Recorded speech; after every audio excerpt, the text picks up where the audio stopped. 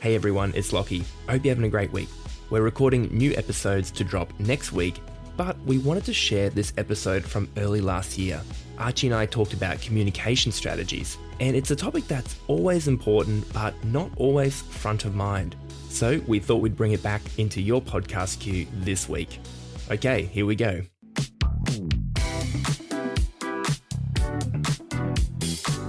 Welcome to Mind Over Money, the podcast that helps Australians have finances that work, and it all starts with our thinking. I'm your host, Lachy Nicolson, and I'm joined by Archie Franz. G'day, Archie. G'day, Lachlan. Welcome, everyone. Today we're talking about communication and how the words we choose affect our stress levels and how we communicate with others about finances using proven techniques from neuroscience. Yeah, Lachlan, today we're really seeing high stress levels in people. We've got reports coming in showing that people are suffering with adrenal fatigue, which is just too much adrenaline in the system. We've got lots of problems, coming through from stress. And I especially see this as a financial planner doing life insurance for people, seeing how much anxiety, depression, and other mental health issues that are coming up that weren't there 15 years ago. And it's also, there's a lot of talk about it on radio shows and all the rest coming through. Yeah, it seems like our communication frequency has gone up in recent years because of technology. There's so many ways that we can communicate with each other now and so many sources of input of communication. We're hearing about world news and things that we didn't hear about as much. It's quicker than ever. But the quality's actually dropped in our communication. Quantity's gone up, but the quality's dropped in some ways. And that's having an overall effect, I guess, on our health now. Yeah. Well, the key here, which comes out in this book that we're about to talk about, is that the brain is automatically looking for negative things. So it's doing a protection mechanism.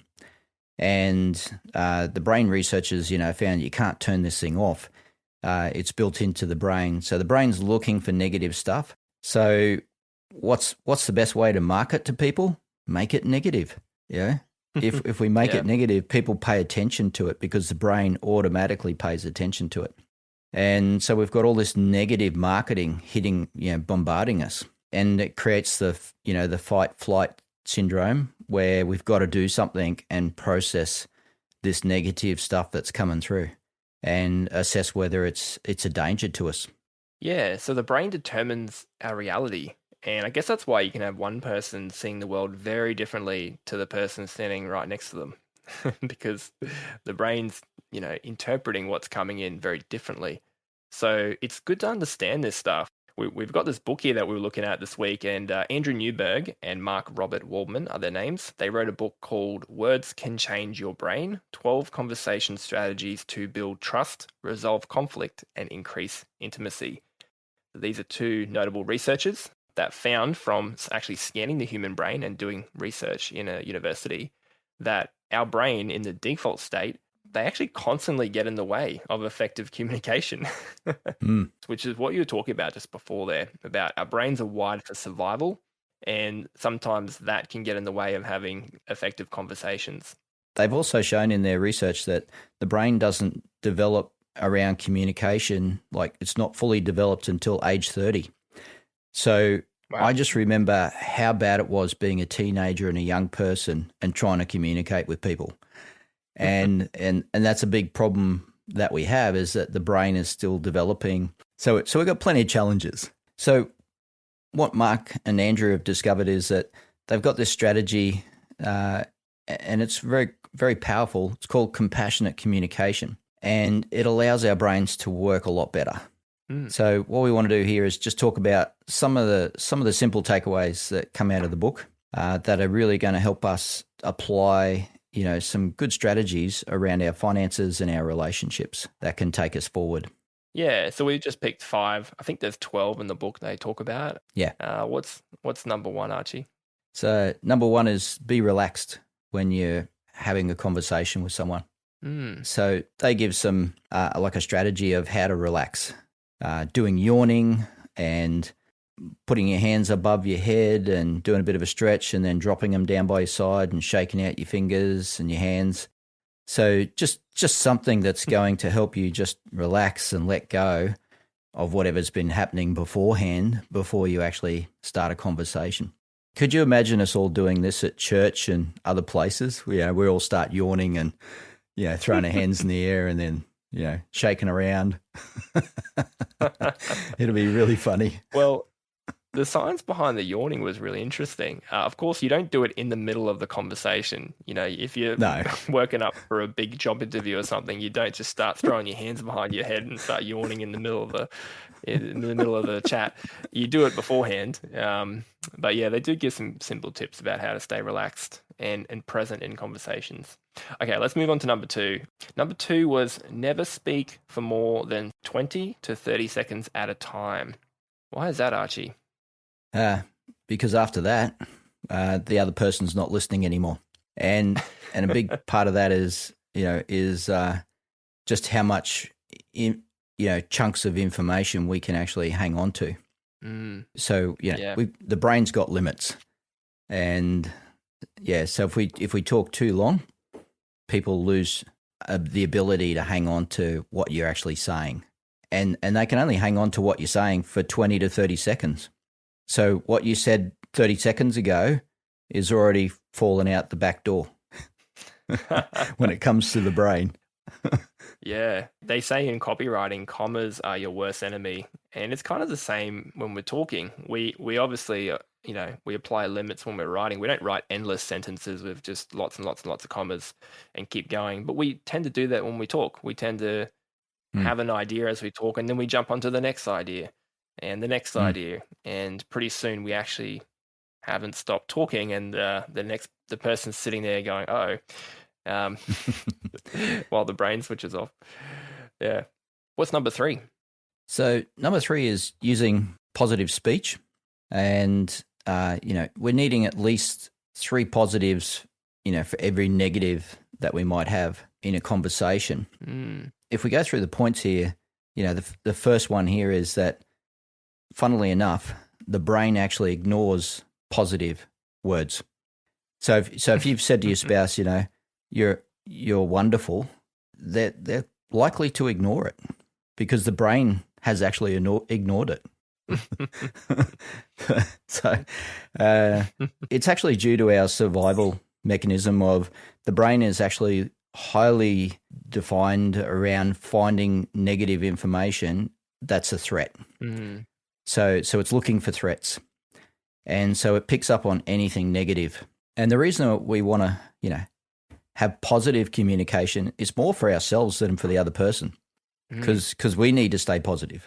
Yeah, so they found that positive words impact us, the person who's communicating. It actually affects our inner dialogue and helps us stay connected to the person that we're communicating with in a good way. That's another point you just brought up there, is that good communication requires trust, and there's certain words that take away from trust. And using the words like amazing, wonderful, great, these are all words that take away trust. And I've been trying to get them out of my vocabulary this week because I realize I use them all the time, and I'm going, oh no, it's actually having a negative effect, not a positive effect. Right. When talking to my wife or kids or anyone else, So we do need to talk about negative things, when we're having conversations with people. So we actually do need some techniques around how do we talk about negative things in a way that everyone's going to come out a winner. And just using positive words doesn't fix that. Right, yeah. It helps us to stay positive, but it doesn't help the other person. So when we start and have to have a conversation about something negative, the thing that we're trying to prevent is anger, because once anger kicks in, our communication shuts down, and anger stops us being able to process things and work things through. So one of the strategies that these guys talked about that in the book was to slow down your words, right? Yeah, they get people to do some exercises with each other of talking really slowly. Like this. And what effect did that have? it stops the emotions and therefore stops anger and allows the two people to have a conversation around whatever it might be. Yeah. Mm. So slowing down your words as you talk about something negative can actually help people process it better. That's cool. Yeah. So what we're finding is that 90% of people have actually a negative inner dialogue. And so, so when we hit something that's negative, that negative dialogue, inside us is going to take over. And it's especially around finances. We hear this all the time. The research shows this as well, is that people don't want to talk about finances, and especially partners don't want to talk about finances because of that negative inner dialogue that's been happening for such a long time. And a lot of this stuff we pick up as kids. We pick up our inner dialogue as kids. We've learnt it from the environment that we've been in, and it just keeps on coming through the family. So we want to help change that inner dialogue, and this is where one of these strategies is to talk slowly and help remove the emotions, so that the inner dialogue can be shut down basically, and we can have a good conversation to address whatever issues need to be addressed.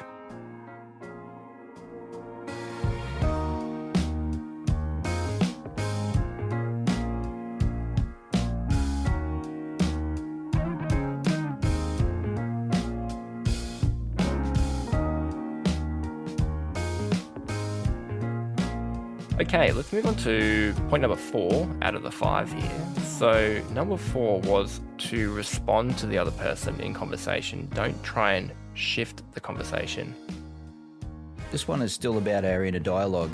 So if we slow things down, we can start to stop that inner dialogue that can be causing us to shift a conversation and cause us to not listen to the other person.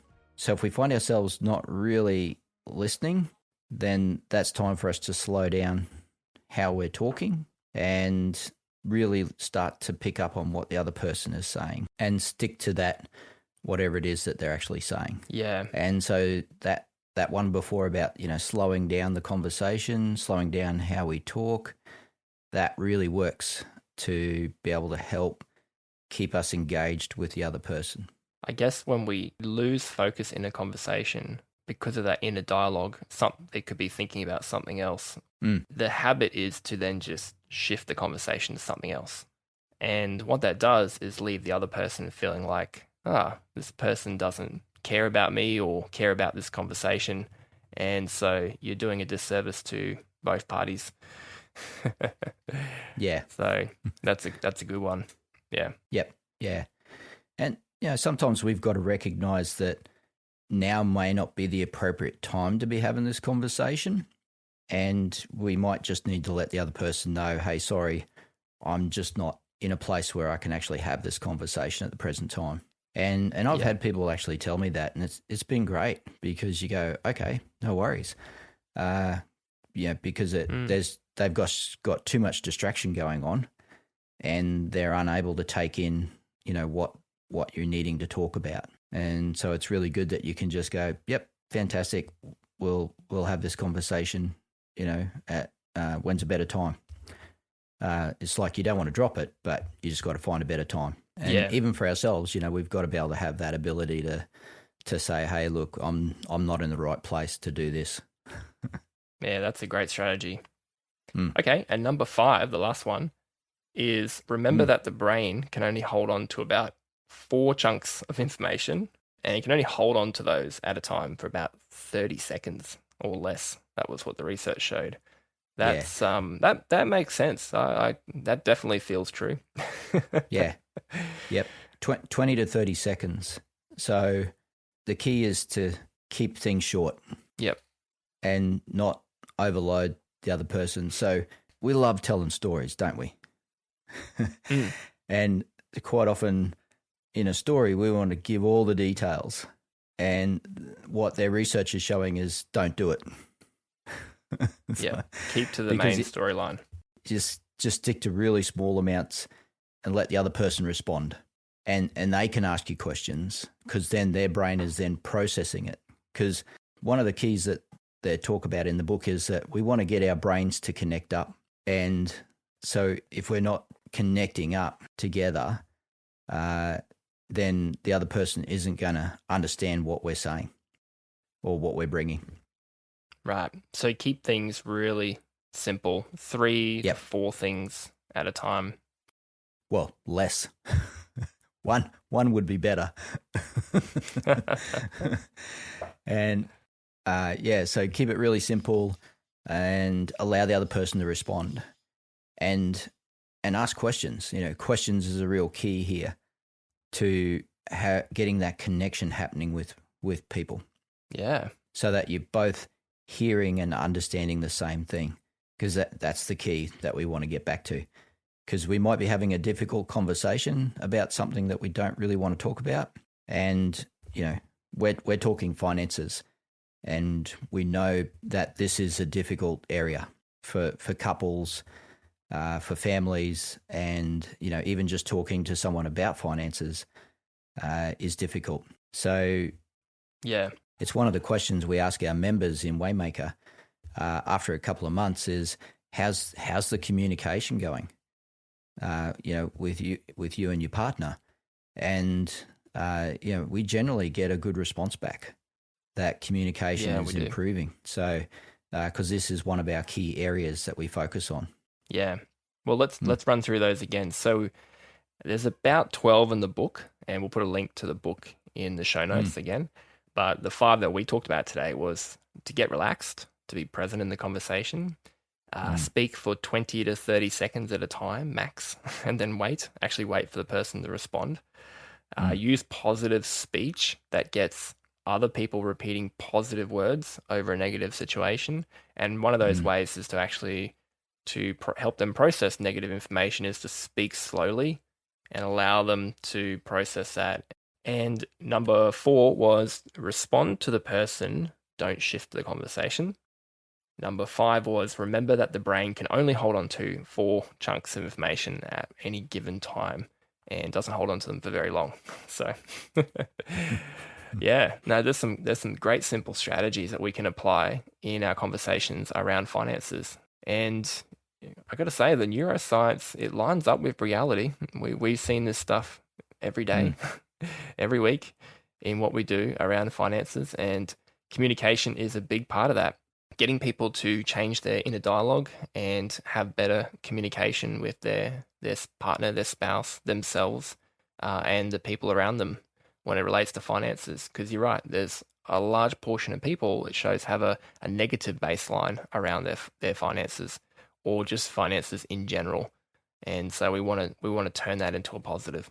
Yeah, I think if we, like, a bit of a conclusion is that if we find ourselves trying to do everything, through an app or online and not actually communicate with people, like that's how we can sort of tell, hang on, I've probably got, a negative perspective here around my money and my finances, and I'm avoiding actually having conversations. So, if you can pick that up, let other people know. One of the best ways to change is to actually say to people, hey, I've picked up that I've got this thing. Like I've been telling people all week, I've got to get rid of these words out of my vocab, that I keep saying, like awesome, amazing, wonderful. It actually helps you to process it, to bring that change into effect. So, be encouraged, have some fun, because I find that's a good key. Have a bit of fun with it. Yep. I've already started talking to my spouse slowly, and it's so much fun. I bet she loves this. We'll get her on the show next week. All right, guys. Well, thanks for tracking with us today as we just have a conversation about a book that we really liked. And we think these strategies will really help. So let us know. Send us an email. It's in the show notes. Give us feedback on the show. And we'll talk to you guys again next week. All right. Thanks, Archie. Cool. Thanks, Lachlan.